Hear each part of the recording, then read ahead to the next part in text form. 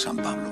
Bueno, es un momento tan importante en la vida de la Iglesia que podemos decir que, por supuesto, si no hubiera ocurrido esta conversión, no es que la Iglesia hubiera dejado de existir, ni mucho menos, ¿no?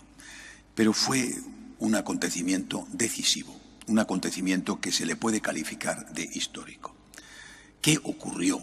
En la primera lectura hemos escuchado el relato de los Hechos de los Apóstoles, donde se nos cuenta exactamente lo que pasó. Pero lo que pasó de verdad, manifestado en esta caída del caballo, en esta luz que le deja ciego, etc., lo que pasó de verdad es que San Pablo tuvo una experiencia de Cristo vivo, de Cristo resucitado. Esta experiencia de Pablo le lleva al convencimiento de que de verdad Cristo es Dios.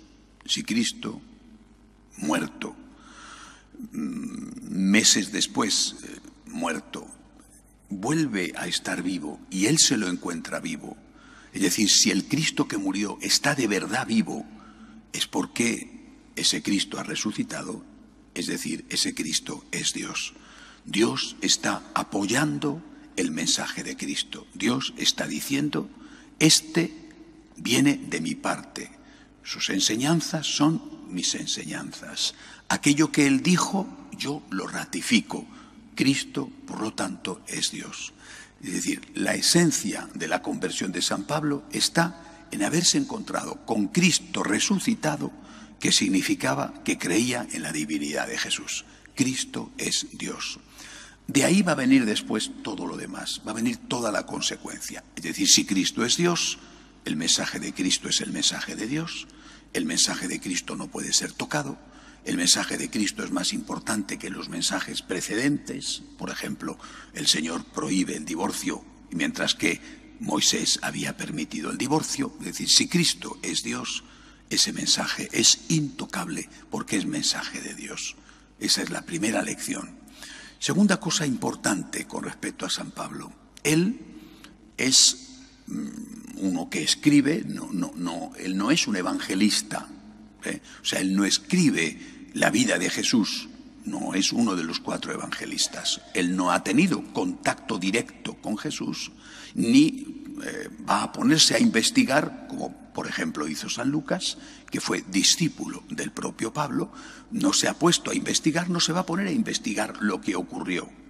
Cierto que él recibe un mensaje, hay una de sus cartas donde habla de la Eucaristía, y él dice, yo os he transmitido lo que a mi vez recibí, la tradición. Os he transmitido lo que a mi vez recibí, que el Señor, la noche en que iba a ser entregado, tomó pan, lo partió y lo dio a sus discípulos diciendo, tomad y comed, esto es mi cuerpo. Es un relato de la institución de la Eucaristía, que él dice que lo ha recibido y que a su vez lo transmite. Es decir, en Pablo tenemos, por un lado, alguien que va a escribir cartas y las va a escribir a las comunidades donde ha ido o en algún caso a donde va a ir, y por lo tanto esas cartas son palabra de Dios, no palabra del Señor, que es solo el Evangelio, sino palabra de Dios. Él escribe y como autor sagrado lo que él escribe es palabra de Dios, pero a la vez él es ya el inicio de la tradición. La tradición es la interpretación de las palabras del Señor que se hace desde el primer momento de la Iglesia. Esta es la gran singularidad de Pablo. Pablo es un escritor sagrado, lo que él escribe es palabra de Dios, pero él es el primero que empieza la tradición, que empieza la interpretación de las palabras de Jesús, la interpretación de lo que está recogido en los evangelios. Y eso, teniendo en cuenta, repito, que él probablemente no conoce ningún texto evangélico escrito, sino que él lo que va a recibir es tradición oral. Esa tradición oral, que es el origen de los evangelios, que después poco a poco, por fragmentos, empieza a escribirse y después ya empieza a compilarse San Mateo y San Marcos, después San Lucas y por último San Juan, Es probable que él esta escritura no la conozca, pero ha recibido la tradición oral. Le han contado, os he transmitido lo que a mi vez recibí. Él ha recibido la tradición oral, él ha escuchado de los testigos directos lo que ocurrió, las enseñanzas de Jesús, los hechos de Jesús, todos ellos, y entonces él va a interpretar esos hechos. Es decir, él va a ser el que empieza la tradición de la Iglesia. Esto es especialmente importante porque hay cosas de San Pablo que a algunos no les gustan.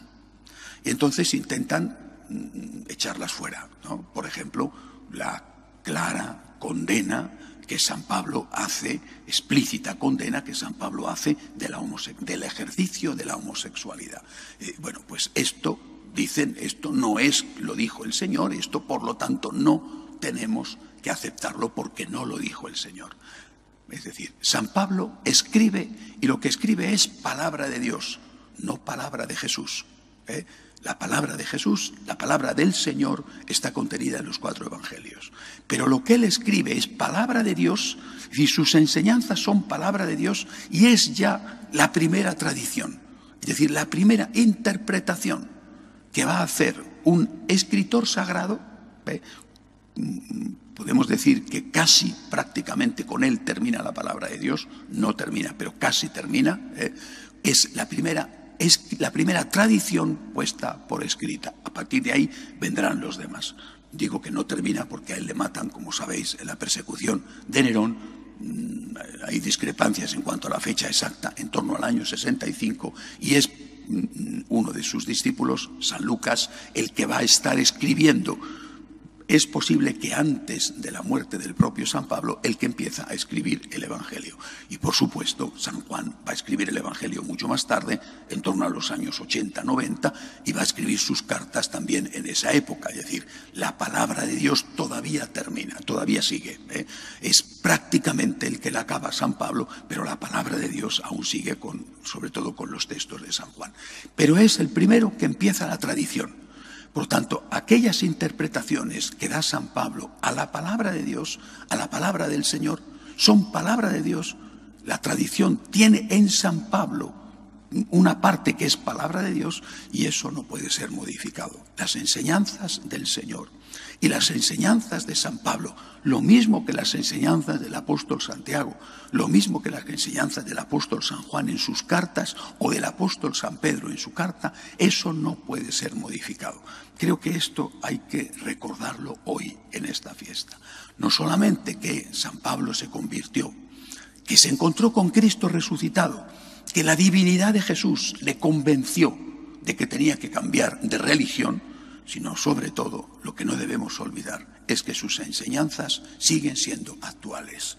Que las enseñanzas de San Pablo, lo mismo que las enseñanzas de todo el Nuevo Testamento, siguen siendo actuales y hay que aceptarlas como son, no entrando en ellas para quitar lo que no nos gusta, lo que molesta a nuestra época, lo que no es actual según lo que algunos piensan, sino nosotros sometiéndonos a esas enseñanzas y no pretendiendo que esas enseñanzas se sometan a nosotros.